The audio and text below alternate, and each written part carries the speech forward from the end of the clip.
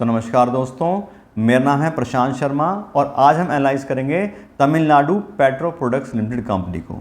बात करें तो स्मॉल कैप कंपनी है, कंपनी का लेकिन बिजनेस काफ़ी अच्छा है और फाइनेंशियल भी काफ़ी अच्छे हैं। और कंपनी मेनली पेट्रोकेमिकल्स बनाती है जो कि इंडस्ट्रियल इंटरमीडिएट यूज़ होते हैं। एज ए दूसरे प्रोडक्ट बनाने के लिए कंपनी एक तरीके से इंटरमीडिएट प्रोडक्ट बनाती है। कंपनी का ठीक ठाक बिजनेस है और आज की इस वीडियो में इसी कंपनी का फंडामेंटल एनालिसिस करेंगे। दूसरा आपको एक बात और बता दें, ये जो वीडियो ये हम अपने सब्सक्राइबर्स की डिमांड पे बना रहे हैं और अगर आप भी चाहते हैं हम आपके लिए किसी कंपनी का फंडामेंटल एनालिसिस करें तो हमारे वीडियो के कमेंट बॉक्स में आप उस कंपनी का नाम लिख सकते हैं और हम कोशिश करेंगे कि जल्द से जल्द वीडियो बना के आपको उसके बारे में इन्फॉर्मेशन दे दें।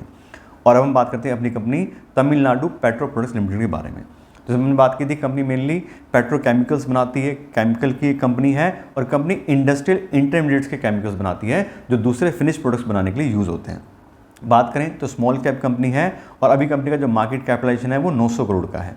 और कंपनी कौन कौन से प्रोडक्ट या पेट्रो प्रोडक्ट्स बनाती है तो उसमें कंपनी सबसे पहले बनाती है LAB यानी कि लीनियर एल्काइल बेंजीन, दूसरा कास्टिक सोडा और तीसरा है क्लोरीन एंड इट्स डेरिवेटिव्स। तो कंपनी मेन 3 ये इस तरह के केमिकल्स बनाती है। बात करें तो कंपनी एनुअल कॉन्ट्रैक्ट्स के थ्रू काम करती है FMCG कंपनी साथ में, यानी कि पहले से ही साल का कॉन्ट्रैक्ट होता है कि कितना माल सप्लाई करना है, कौन कौन सी कंपनी को सप्लाई करना है। लेकिन बात करें जो कंपनी प्राइजेस चार्ज करती है वो मंथली एडजस्टेड होते हैं based on international raw material price. तो जैसे जैसे रॉ मटेरियल के प्राइस इंटरनेशनल मार्केट में चेंज होते हैं ये कंपनी भी उसको मंथली बेसिस पे चार्ज करती है जिन कंपनी को अपना माल सप्लाई करती है। फिर बात करें तो कंपनी जो प्रोडक्ट हैं वो कौन कौन से हैं और कौन कौन सी इंडस्ट्री में यूज़ होते हैं। तो सबसे बात करते हैं लीनियर एल्काइल बेंजीन जो LAB कंपनी बनाती है। ये कंपनी सुपर लैब के ब्रांड के नाम से बनाती है जो कंपनी खुद का ब्रांड है। और बात करें तो ये प्रोडक्ट है ये डोमेस्टिक डिटर्जेंट्स, इंस्टीट्यूशनल और इंडस्ट्रियल क्लीनर बनाने के काम आता है। फिर दूसरा हो गया कास्टिक सोडा। कास्टिक सोडा की बात करें तो पेपर, एल्यूमिनियम इस तरह की बहुत सारी इंडस्ट्रीज़ में ये जनरल पर्पज़ के लिए यूज़ होता है।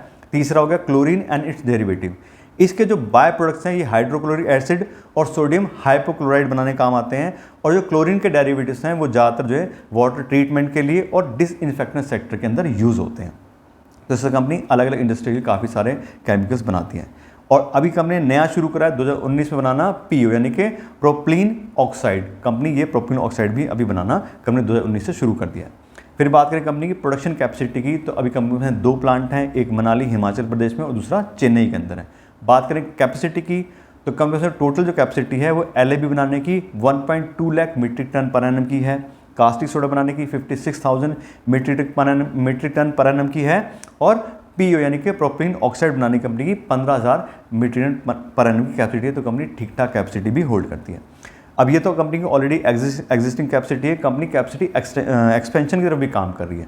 जो कंपनी की LAB डिवीज़न है उसकी कंपनी कैपेसिटी बढ़ाना चाह रही है। अभी 1.20 lakh metric ton per annum है, उसको company 1.45 lakh metric ton per annum करना चाह रही है। इसके लिए कंपनी 235 करोड़ का कैपिटल एक्सपेंडिचर करने वाली है। उसके साथ जो कंपनी कास्टिक सोडा बनाती है उसको बनाने के लिए कंपनी नई टेक्नोलॉजी जो है वो इम्प्लांट करना चाह रही है। उसके लिए कंपनी 165 करोड़ पे खर्च करेगी और टोटल जो प्रोजेक्ट कॉस्ट है दोनों को मिला के 400 करोड़ की है।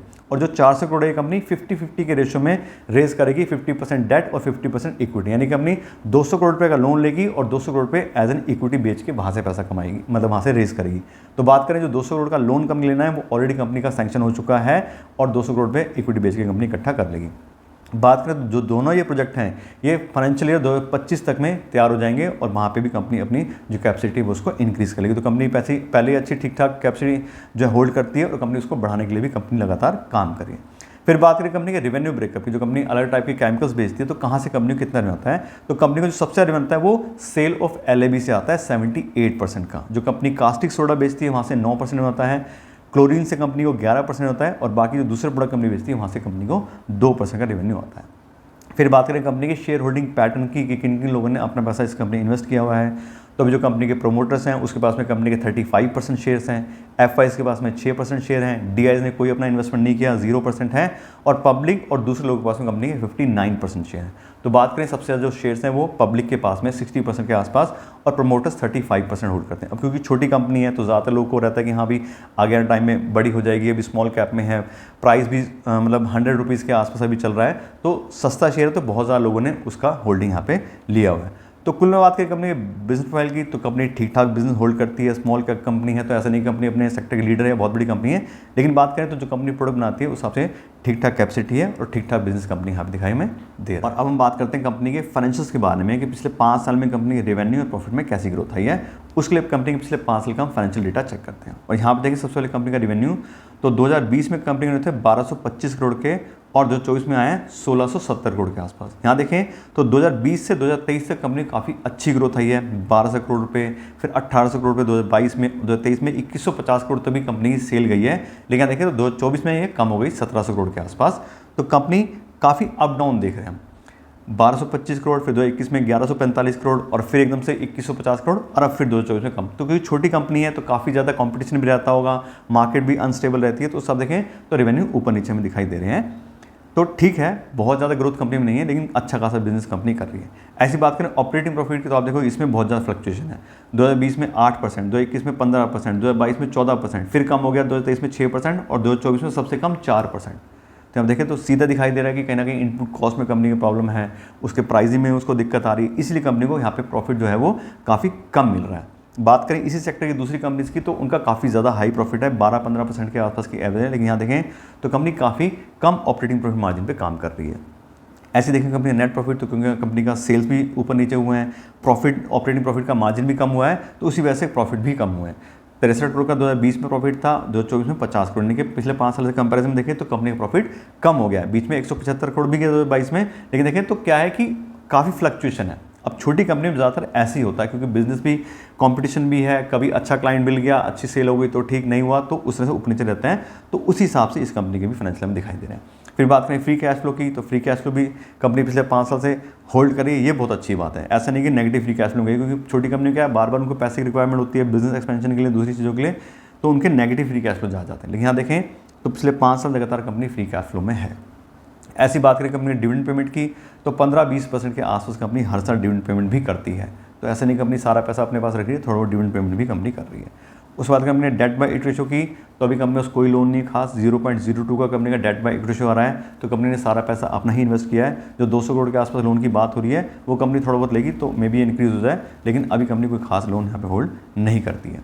उसके बाद कंपनी रिटर्न ऑन इक्विटी की बात करें, तो क्योंकि कंपनी का पिछले साल का प्रॉफिट ही कम है, मार्जिन भी कम है, तो उससे रिटर्न ऑन इक्विटी भी कम आ रहा है। 7% कंपनी रिटर्न ऑन इक्विटी आ रहा है 2024 का, और पिछले 5 साल के एवरेज देखें तो वो ठीक है, वो 15% की है। तो जैसे हम बार बार बात करें कि छोटी कंपनी है तो काफ़ी सारे पैरामीटर ऊपर नीचे इसमें होते हैं। तो इस तरह की कंपनी अगर हम इन्वेस्ट करना चाह रहे हैं, तो हमें कहीं ना कहीं ये चीज़ अपने दिमाग में रखनी पड़ेगी कि इस तरह की कंपनी के प्रॉफिट में, सेल्स में और शेयर प्राइस में काफ़ी ज़्यादा फ्लक्चुएशन आएगी, वॉलिटिलिटी बहुत ज़्यादा हाई रहती है छोटी कंपनी में। तो अगर हम इन्वेस्टमेंट करना चाह रहे हैं तो ठंडे दिमाग से हमें करना पड़ेगा, और अगर हमें कंपनी वाकई कॉन्फिडेंस है कि हाँ कंपनी अच्छी है, प्रॉफिट अच्छा है, आने वाला फ्यूचर अच्छा है, तभी हमें इन्वेस्टमेंट करना चाहिए। वरना देखें तो बहुत सारी और कंपनी है, मैं तो बहुत सारी कंपनी एनालाइज कर चुका हूँ। तो TCS जैसी कंपनी में सस्ते प्राइस में मिल रही है, इसका बहुत ही स्ट्रॉन्ग बिजनेस है। ITC है, या बात करें तो HUL की हमने अभी वीडियो बनाई थी। तो इस तरह की कंपनियाँ हैं जिनके बहुत ही स्ट्रॉन्ग ब्रांड्स हैं, बिल्कुल स्टेबल उनका प्रॉफिट मार्जिन है, बहुत चीज़ें अच्छी हैं, तो वो कंपनी मुझे ज़्यादा अच्छी लगती हैं। इस तरह देखें तो ठीक ठाक फाइनेंशियल है, कभी ऊपर कभी नीचे, इस तरह की कंपनी में देखें तो ठीक ठाक फाइनेंशियल कंपनी होल्ड कर रही है, बहुत ज़्यादा स्ट्रॉन्ग फाइनेंशियल मुझे इस कंपनी के नहीं दिखाई दे रहे हैं। और अब हम बात करते हैं कंपनी के वैल्यूएशन के बारे में कि आज के उस कंपनी का शेयर प्राइस चल रहा है, वो इसकी अर्निंग के हिसाब से हमें शेयर सस्ते मिल रहे हैं या फिर महंगे मिल रहे हैं। और मैं आपको बता दूं, इस तरह की कंपनी की वैल्यूएशन करने के लिए मैं यूज़ करता हूं डिस्काउंटेड कैश फ्लो एनालिसिस। उसके अंदर कंपनी को फ्री कैश फ्लो कर वैल्यू करते हैं, कंपनी कितना फ्री कैश फ्लो जनरेट कर पा रही है, उसके हिसाब से इसकी कितनी वैल्यू बनती है। यहाँ आप देखिए अपनी फ्री कैश फ्लो का डेटा हमने अभी फाइनेंशियल्स में भी चेक किया था। तो 2022 में कंपनी का था 72 करोड़, 2023 में 3 करोड़ और 2024 में 122 करोड़ का फ्री कैश फ्लो था। अब क्योंकि इसमें डिफरेंस आ रहा है, तो पिछले 3 साल कंपनी की फ्री कैश फ्लो की हम एवरेज लेते हैं, और पिछले 3 साल कंपनी फ्री कैश फ्लो की एवरेज आ रही है 65 करोड़, यानी कि लगभग 65 करोड़ रुपये हर साल company free cash flow generate कर रही है। और इस फ्री कैश फ्लो से जो पूरी कंपनी वैल्यू बनती है वो आती है 3300 करोड़ रुपये, यानी कि ऐसी कंपनी जो 65 करोड़ रुपये हर साल हमें फ्री कैश फ्लो कमा के दे सकती है, उसके कमाने के लिए हमें 3300 करोड़ रुपये आज की डेट में इस कंपनी इन्वेस्ट करने पड़ेंगे। ये इस वैल्यूशन का मतलब है। अब 3300 करोड़ रुपये हो गई पूरी कंपनी की वैल्यूशन। अब इसको नंबर ऑफ शेयर से डिवाइड करेंगे तो हमें पर शेयर की वैल्यू निकल के आएगी। तो पर शेयर की जो कंपनी की फेयर वैल्यू निकल के आ रही है 360 रुपये पर इक्विटी शेयर, यानी कि 360 रुपये पर इक्विटी शेयर के हिसाब से इस कंपनी अगर हम इन्वेस्ट करेंगे तो कंपनी को हम फेयर प्राइस पर खरीदेंगे कि ठीक है कंपनी इतना फ्री कैश फ्लो जनरेट करती है, उसके हिसाब से इसकी इतनी वैल्यू बनती है। तो ये तो हमारी फेयर वैल्यूशन। अब बात करते हैं कंपनी के करंट शेयर प्राइस की कि अभी क्या शेयर प्राइस चल रहा है। तो अभी कंपनी का जो शेयर प्राइस है वो है 98 रुपीज़, यानी कि 100 रुपये के आसपास कंपनी के शेयर ट्रेड कर रहे हैं। बात करें तो इस शेयर प्राइस में हाईली अंडर वैल्यूड कंपनी है।